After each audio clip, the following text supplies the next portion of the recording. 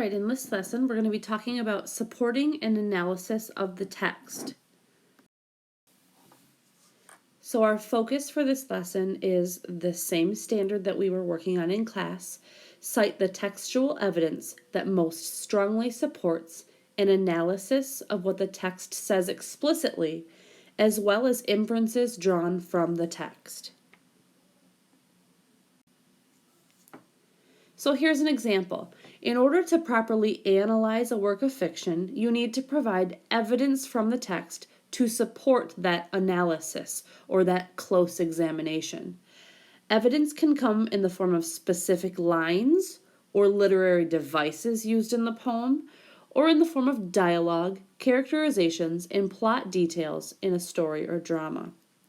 So we're going to read this little quick passage as a practice. As I read it, pay attention to details that might support an analysis of the passage.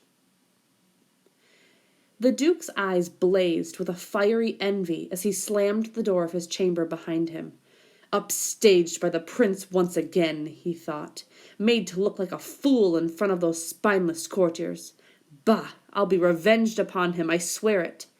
Fuming, the Duke took up his quill and began his scheming. I'm sure you can already come up with some inferences about the Duke based on what I read, but here's just a little example. So your evidence here from the text,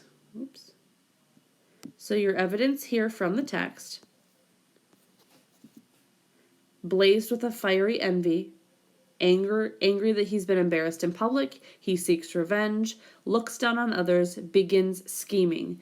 These are all explicit things, clearly written things that were in the text. So then we take this information that the author's given us and your own background knowledge to make some inferences, to make an analysis, a detailed examination of the Duke. So we can infer that the Duke is a jealous, egotistical character. Okay, so let's take a look at a little bit longer passage now. This is a short excerpt from Little Women by Louisa May Alcott. Before I start reading, let's take a peek at some of the questions that you'll be answering along the way.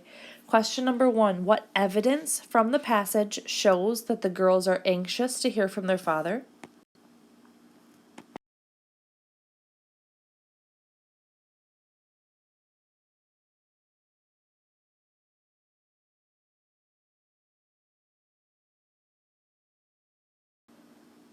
What kind of person is Joe? What evidence from the passage tells you that Mr. March is fighting in the Civil War? And then lastly, are the Marches a very close family? How do you know? So let's read. As the girls gathered about the table, Mrs. March said with a particularly happy face, "I've got a treat for you after supper." A quick, bright smile went round like a streak of sunshine.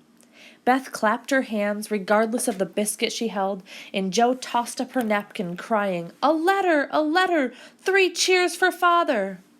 Yes, a nice long letter. He is well, and thinks he shall get through the cold season better than we feared.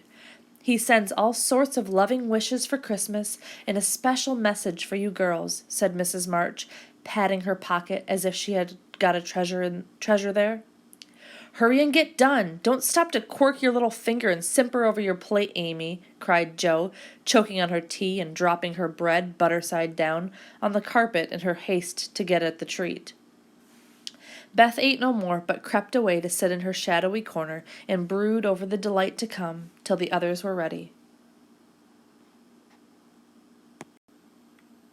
They all drew to the fire, Mother in the big chair with Beth at her feet, Mag and Amy perched on either arm of the chair, and Jo leaning on the back where no one would see any sign of emotion if the letters should happen to be touching.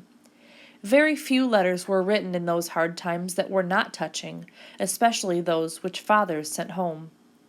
In this one, little was said of the hardships endured, the dangers faced, or the homesickness conquered. It was a cheerful, hopeful letter, full of lively descriptions of camp life, marches, and military news, and only at the end did the writer's heart overflow with fatherly love and longing for the little girls at home.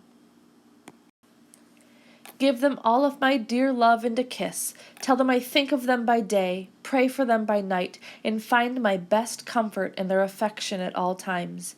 I know they will remember all I said to them, that they will be loving children to you, will do their duty faithfully, fight their bosom enemies bravely, and conquer themselves so beautifully that when I come back to them, I may be fonder and prouder than ever of my little women.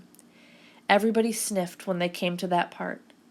Jo wasn't ashamed of the great tear that dropped off the end of her nose, and Amy never minded the rumpling of her curls as she hid her face on her mother's shoulder.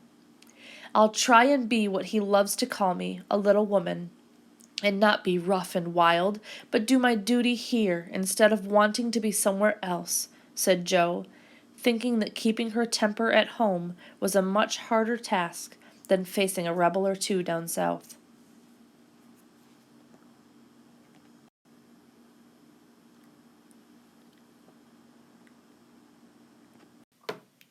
Okay, so now you have read a little snippet from Little Women, and you have been practicing this standard along the way.